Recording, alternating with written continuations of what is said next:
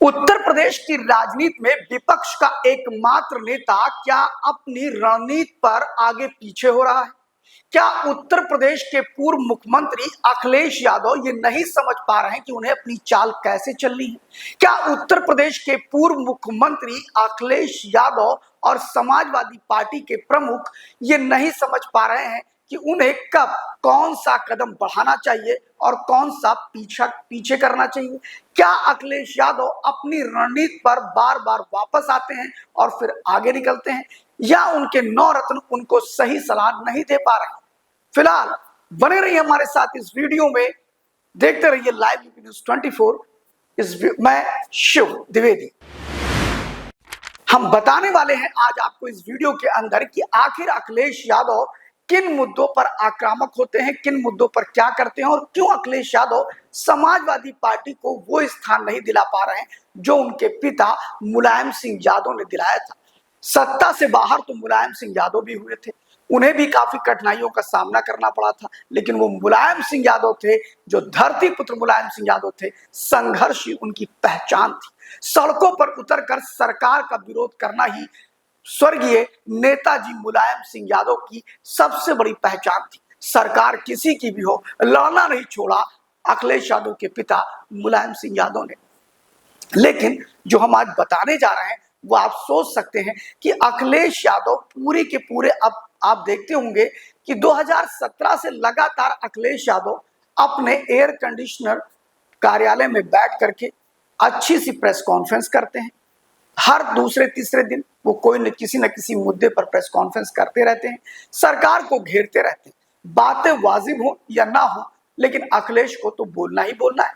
Twitter पर भी वो खूब राजनीति करते हैं, लेकिन सड़कों पर कहीं नजर नहीं आते हैं। आपको बता दें कि अगर हम बात करें उन्हीं के एक अलायंस की, यानी इंडिया गठबंधन के एक सहयोगी की, अब यहाँ पर उनका गठबंधन यूपी में है या नहीं है ये तो नहीं पता, लेकिन आम आदमी पार्टी इनसे ज्यादा हलचल दिखाई पड़ती है। आपने देखा होगा कि अखिलेश यादव अक्सर प्रेस कॉन्फ्रेंस करते हुए दिखाई पड़ते हैं, लेकिन उनकी संगठनात्मक दृष्टि से किसी बैठक को आपने नहीं देखा होगा। कहीं पर वो अपने अध्यक्षों के साथ मीटिंग कर रहे हो, या अपने प्रदेश के पदाधिकारियों के साथ मीटिंग कर रहे हो, या राष्ट्रीय पदाधिकारियों के साथ मीटिंग कर रहे हो, ऐसी खबरें कम ही आती हैं और ऐसी फोटोएं भी कम आती हैं। अधिकांश अखिलेश यादव प्रेस कॉन्फ्रेंस करते हुए दिखाई पड़ते हैं। इनसे ज्यादा संगठनात्मक गतिविधियों की अगर बात करें तो भारतीय जनता पार्टी और कांग्रेस पार्टी वनस्पत ज्यादा ऐसे उनकी फोटोएं देखने को मिलती हैं जो संगठनात्मक गतिविधियों पर ज्यादा काम करते हैं। और बात करें अगर आम आदमी पार्टी की, जिसका उत्तर प्रदेश में कोई वजूद ही नहीं है, वह भी अखिलेश यादव की पार्टी समाजवादी पार्टी से ज्यादा संगठनात्मक कार्यक्रम करती है। और यही नहीं, अगर हम बात विपक्ष के दलों की करें तो उसमें आम आदमी पार्टी सड़क पर आकर के विरोध करती है, जबकि वो मुट्ठी भर लोग खाली हैं। और ऐसे में अखिलेश यादव पर प्रश्न चिन्ह खड़ा होता है कि क्या उनका राजनीतिक दल आम आदमी पार्टी से भी गया गुजरा है?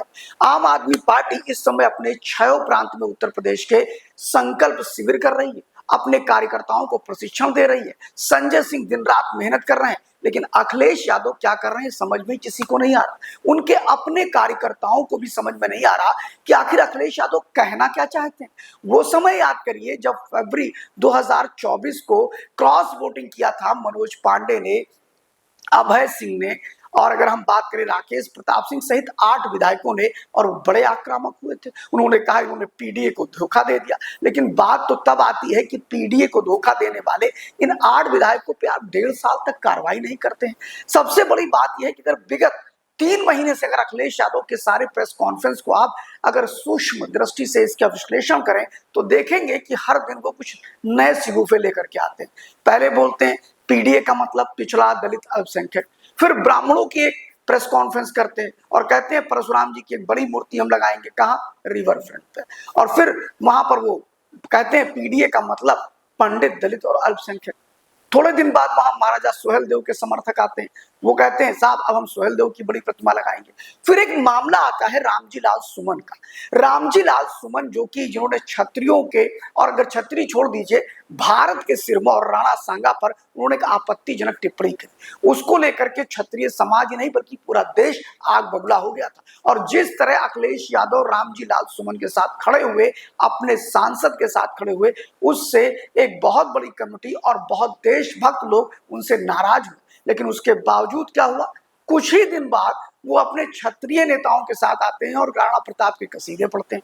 वाह भाई वाह, एक तरफ पीडीए की सुरक्षा की बात कर रहे हैं, एक तरफ पीडीए को बचाने की बात कर रहे हैं, फिर से उन क्षत्रियों के साथ, अपने क्षत्रिय नेताओं के साथ बैठते हैं और राणा सांगा के पोते महाराणा प्रताप की आप चर्चा करते हैं, उनकी बड़ी बड़ी बखान करते हैं। तो ये क्या, उस समय क्यों ऐसा किया और अब ऐसा क्यों किया, ये एक बड़ी बात है। उसके बाद अगर हम बात करें तो आपको ध्यान होगा कि जब उन्होंने पंडित, दलित और अल्पसंख्यक जैसे शब्दों का प्रयोग किया था, उस समय ब्राह्मण नेता अपनी पार्टी के मंचों पर बैठा लेते और बड़ी बड़ी बातें आप कर रहे थे। आज इटावा के मुद्दे पर अखिलेश यादव जी ब्राह्मणों को ही दोषी बता रहे हैं, ब्राह्मणों पर आपत्तिजनक चर्चा कर रहे हैं, ब्राह्मणों पर हमले कर रहे हैं। मैं पूछना चाहता हूं अखिलेश जी कि क्या आप वास्तव में गंभीर हैं राजनीति करने के लिए? क्या वास्तव में आप ऐसे हर बार, हर 6 महीने में गोल पोस्ट चेंज करें तो भी समझ में आता है? आप तो सप्ताह भर में गोल पोस्ट चेंज कर लेते हैं। कभी आप ब्राह्मणों के हितैषी हो जाते हैं, कभी आप दलितों के हितैषी हो जाते हैं, कभी आप यादवों के हितैषी हो जाते हैं, कभी यादवों के लिए ब्राह्मणों को गाली देते हैं, कभी दलितों के लिए क्षत्रियों को गाली देते हैं। कहने का मतलब यह है कि आप उनके खिलाफ बात करते हैं और एक तरह से वह गाली देना ही हुआ। जिस तरह आप उनके, आपका नेता उन्हें गाली देगा, फिर आप शांत हो जाओगे, मौन हो जाओगे, समर्थन में उतर आओगे। यही स्थिति आपकी उस समय भी थी जब स्वामी प्रसाद मौर्य को आपने महासचिव बनाया। उन्होंने रामचरितमानस को बुरा भला कहा, उन्होंने रामचरितमानस को फड़वा दिया, जलवा दिया, तब भी आप मौन थे। बात यह आती है कि क्या अखिलेश यादव समय समय पर ब्राह्मण हितैषी होते हैं, समय समय पर दलित हितैषी होते हैं, समय समय पर क्षत्रिय हितैषी होते हैं? कहने का मतलब है कि पीडीए का फार्मूला क्या आपका चल पाएगा? जैसे कि पीडीए को लेके आपने अनुशासनहीनता में कार्रवाई की, तो उसमें भी आपने सिर्फ जो ब्राह्मण और क्षत्रियों पर कार्रवाई की, फिर आप एक तरह से पीडीए का गुब्बारा फुलाने लगे। लेकिन वहीं पर आप आते हैं और जिन ब्राह्मणों को आपने पंडित, दलित, अल्पसंख्यक के नाम पर पीडीए की चर्चा करी कि इसका पी का मतलब पंडित भी होता है, पी का मतलब पीड़ित भी होता है, ये क्या है?